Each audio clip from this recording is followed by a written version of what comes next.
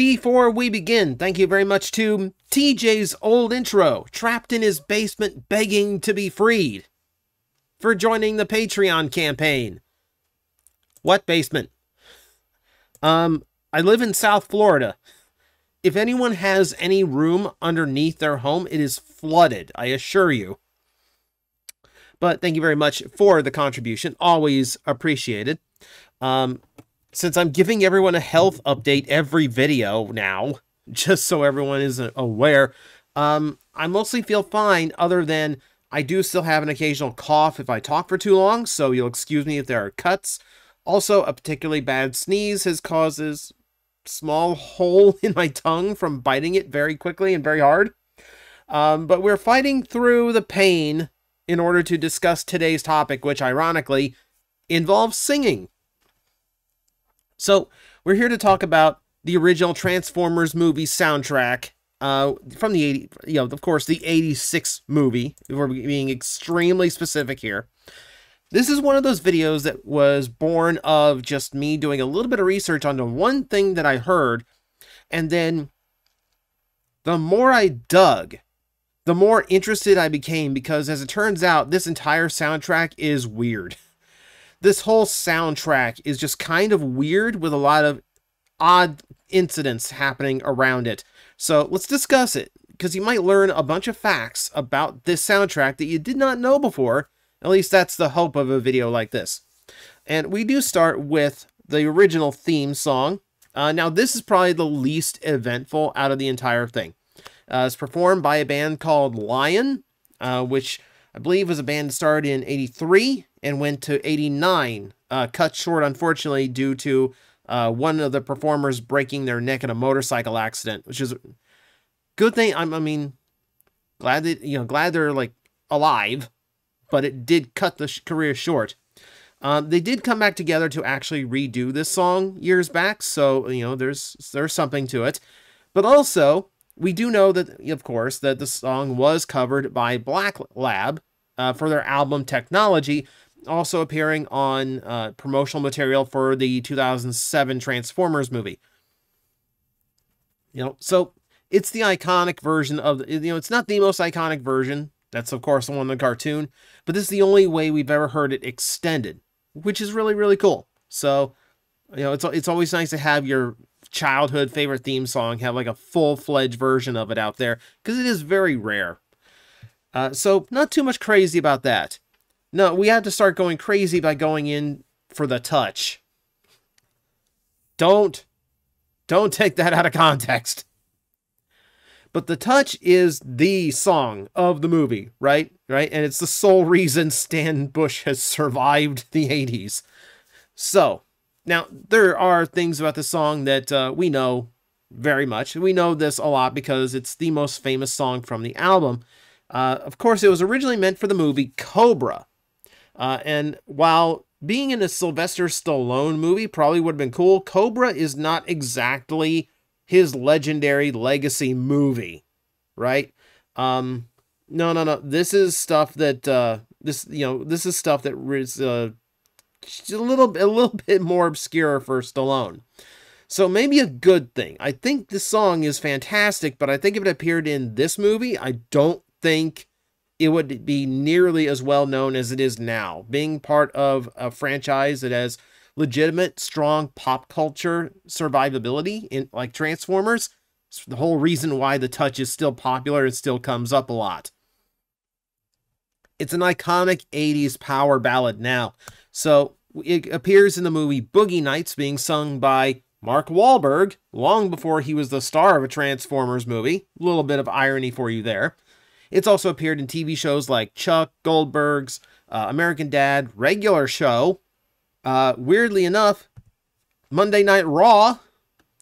So go look up go look up the John Laurinaitis Lifetime Achievement Award video. It's he's a jerk character that nobody liked, but it's a comical kind of like Lifetime Achievement highlight video set to the touch. Appropriately presented by CM Punk, who has a cobra tattoo on his shoulder. Not the movie Cobra, G.I. Joe Cobra. Okay, look. There's a lot of cobras. The song also appears in Shadow Warriors, and my favorite use of the song, Saints Row 4, where the characters are actually quoting the movie while the action is going on, and it is used in a gloriously over-the-top action piece twice in the movie, I believe. Or video game, I believe. I like Saints Row 4 a lot, by the way. Alright, so The Touch is, yeah, a legendary song now. You know, and Stan has covered it a lot. A lot.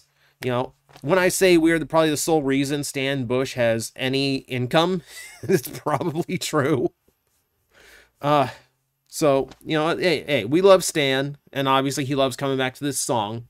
I don't think he ever intended to be known for, you know, singing about transforming robots, but you know what? We don't always know how we end up where we do.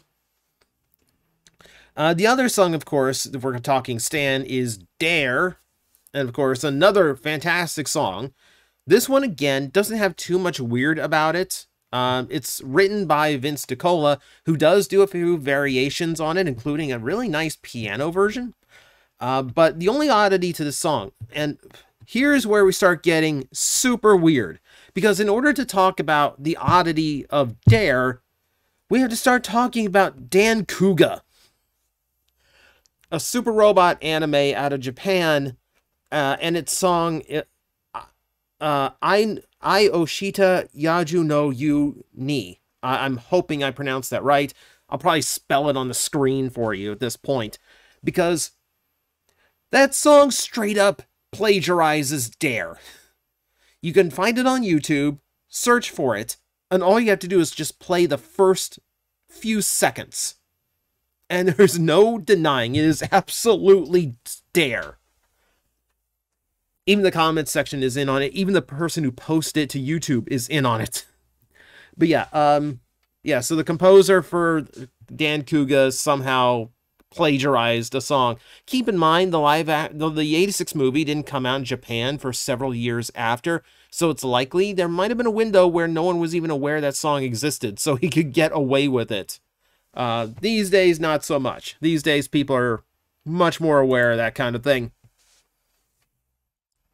Let us move over to NRG and their song, Instruments of Destruction. This one we pretty much know. We've known for years that what we got on the Transformers movie soundtrack was a very altered version of the song, because there are far more suggestive and adult lyrics in the original. Not overtly sexual, no profanities or anything, but, you know, Iron Birds of Fortune was originally Iron Birds of Foreplay. Flying Tools of Torment was originally Flying Tools of Torture. I'm not sure how Torment is that much better, but whatever. And then Violence and Corruption was originally Violent Seduction. Okay. You're making a kids movie, understand some of this kind of gets altered around. Okay, fine. Both versions are completely fine. There's not much different about them, but if you want something with a little bit more mature taste, okay, yeah. If you didn't know before, we heard a censored version. There is an uncensored one out there. There is also a remake they did in 2016, which sounds absolutely abysmal.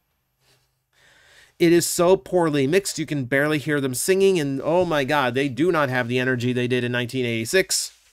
Few people do. But you know what? At least there's other versions. That's what I learned about doing this video, is that there's a lot of other versions, both official and unofficial. So, yeah, there's lots to listen to. You could probably make a whole album just out of plagiarized copies and covers of all these different songs. And all of them, like, for official sources. I don't even mean, like, fan covers. Let's move on to some of my favorite songs from the song. I like most everything in the soundtrack, but Nothing's Gonna Stand in Our Way by Spectre General.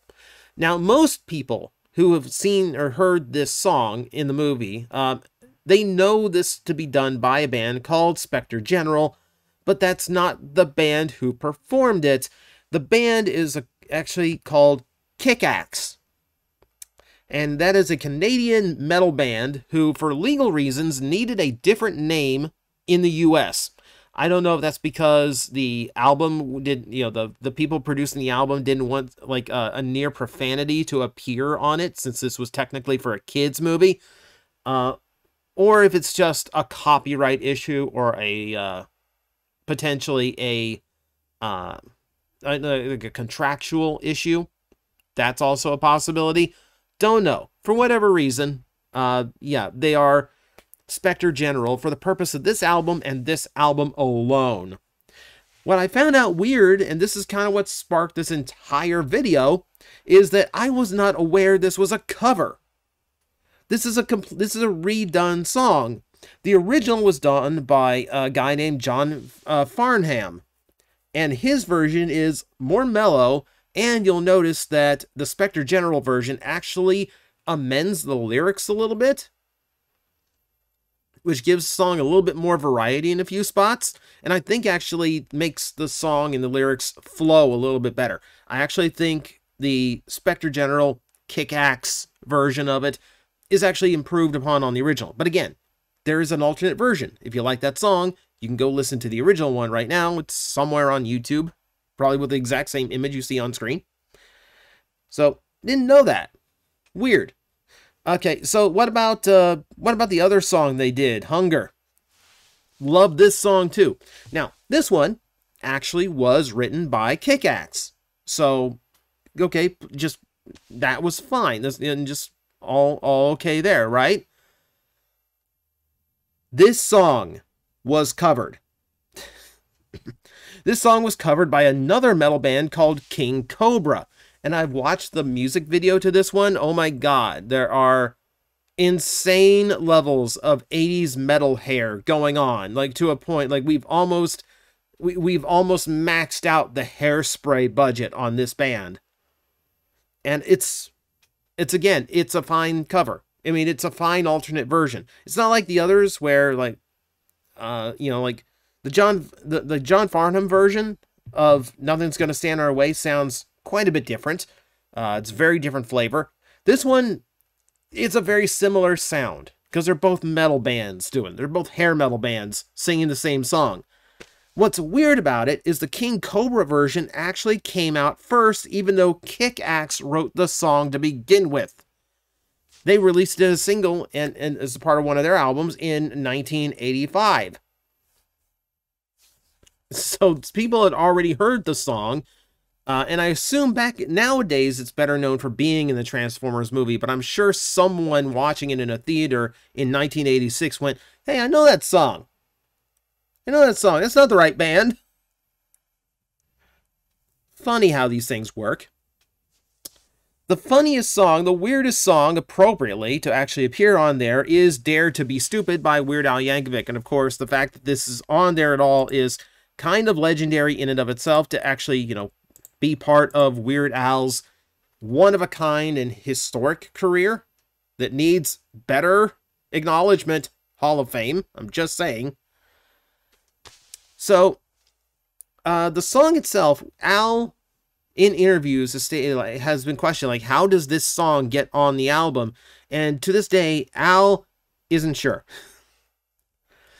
Al assumes that it was one of those things where his agency called him up and said, "Hey, we've got this movie coming up. We're going to use one of your songs for it." Al said, "Okay." And that's it. And that is it.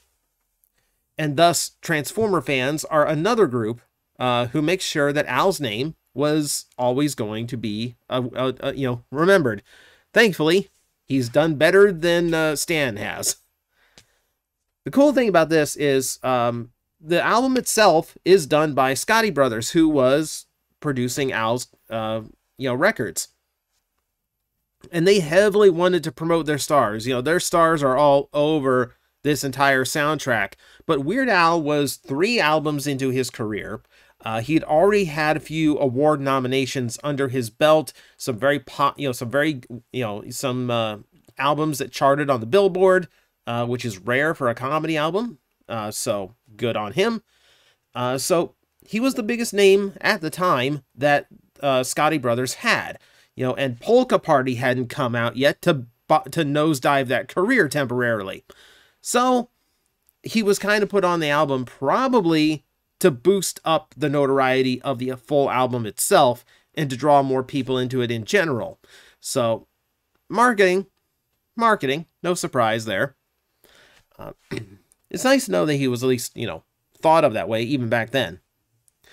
So a lot of this has been the licensed stuff, and all these songs either became popular enough to get covers or appear in pop culture, or have these like really weird stories about, their origins being covers themselves, etc.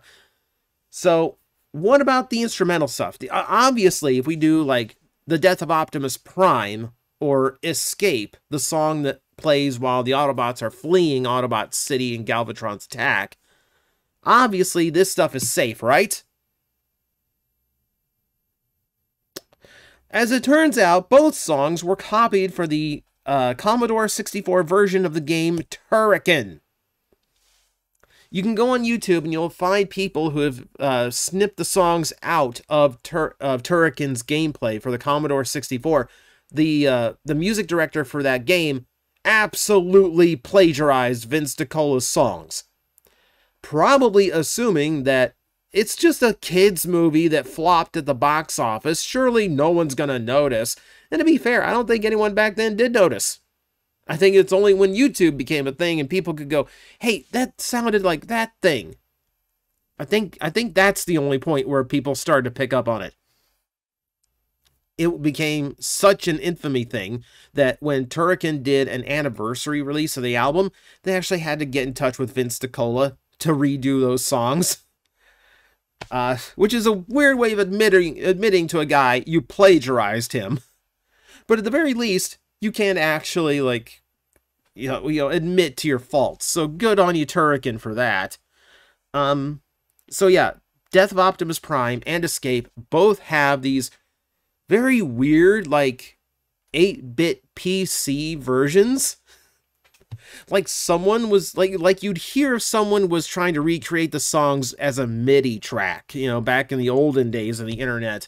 But I think it's hilarious. I think it's hilarious that you can get alternate versions of all 9 of the songs from this soundtrack. The only song with no covers, plagiarized or otherwise, or, didn't reach pop culture or anything like that, is the Autobot Decepticon battle theme.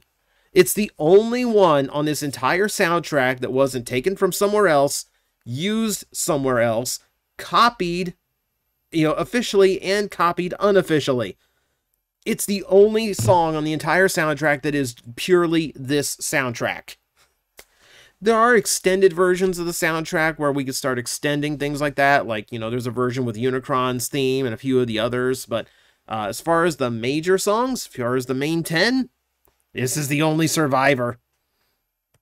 So that is your weird trivia history of Transformers the movie soundtrack. A lot of weird situations, Okay, covers you know about, but sometimes the use in pop culture slips through. And what really slips through is when animes out of Japan and obscure video games start copying your work straight up. But hey, we know that stuff today, and now it kind of makes for weird factoids. So take it and be happy. You know a little bit more about this franchise, than you did yesterday, which is the goal of this channel every day. So, as always, thank you everyone for watching. I will see you next time.